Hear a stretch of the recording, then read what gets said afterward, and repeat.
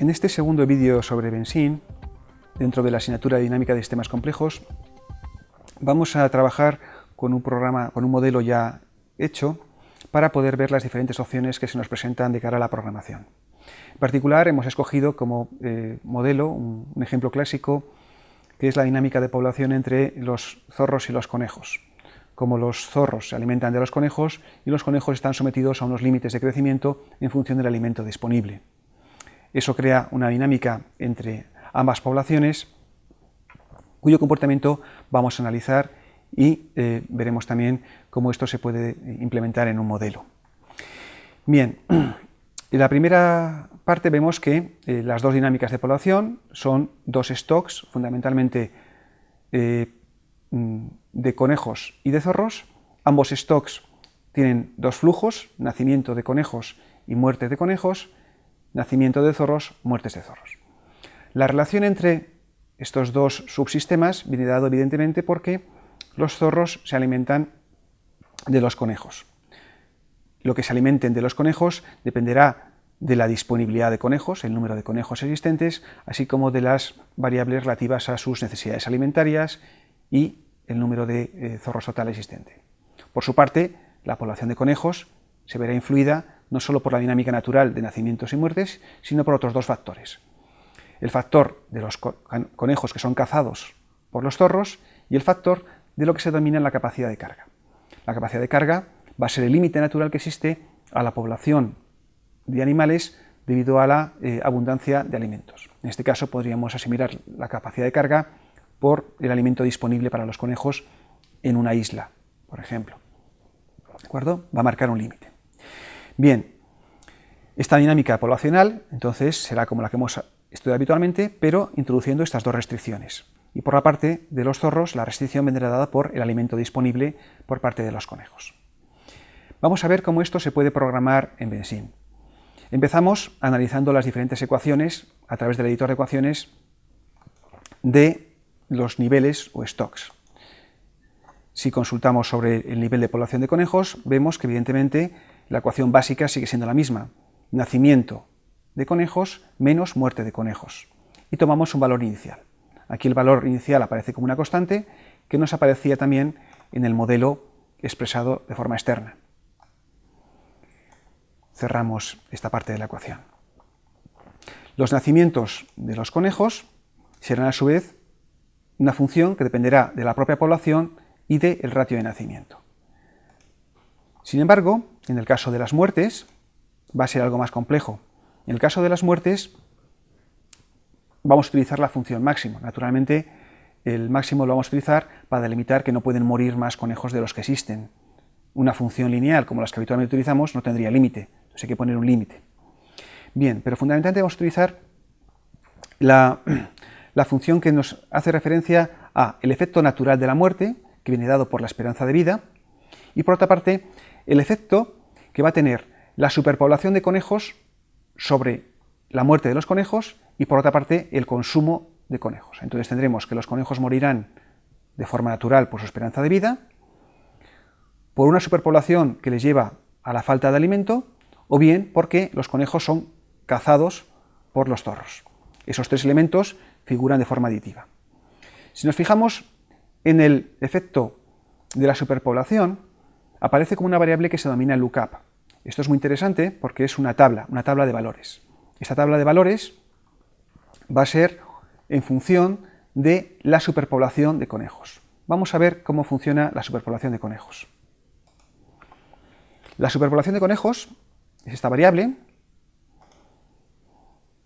y vemos que simplemente es un cociente entre la población de conejos y la capacidad de carga.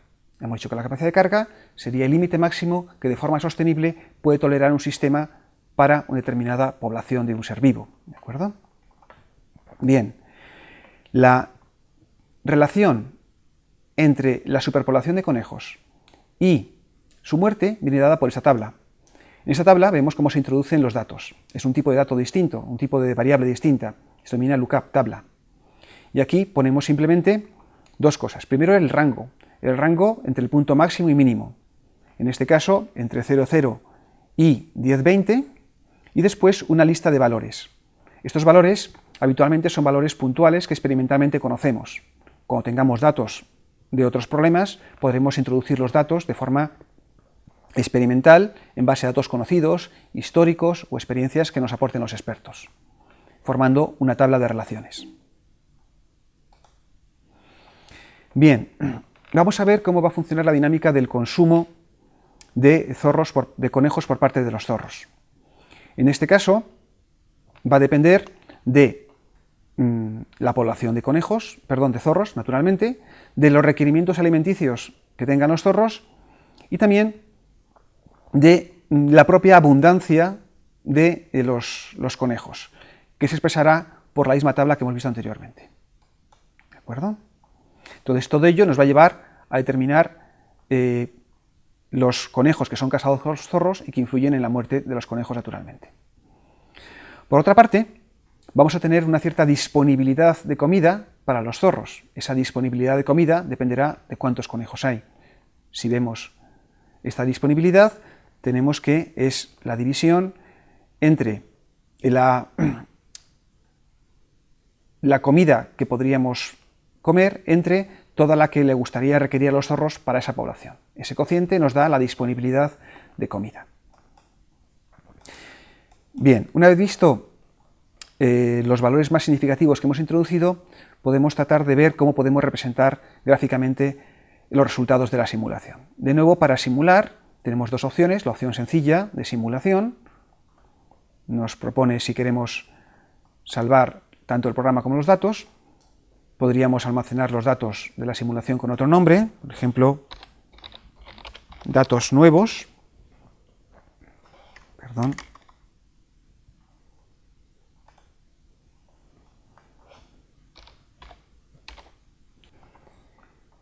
Simulamos y podemos representar diferentes opciones de gráficos.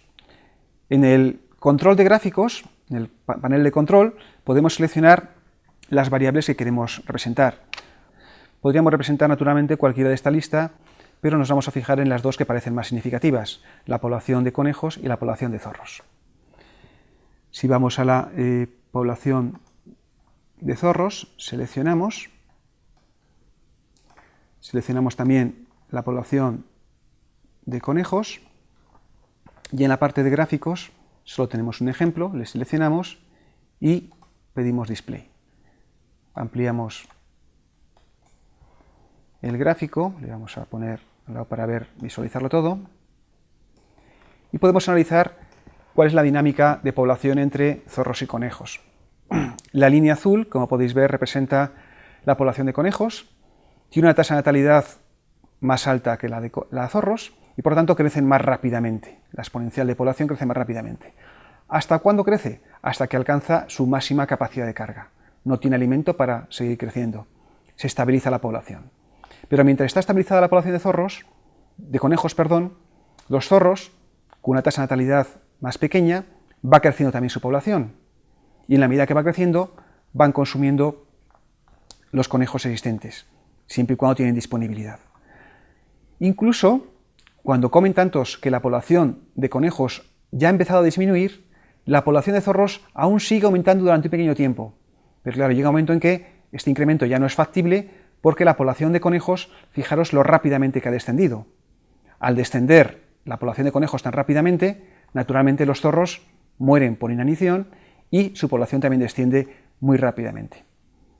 Al no tener población de zorros suficiente, los conejos pueden desarrollarse, crecer más rápidamente y alcanzar de nuevo su máxima capacidad de carga.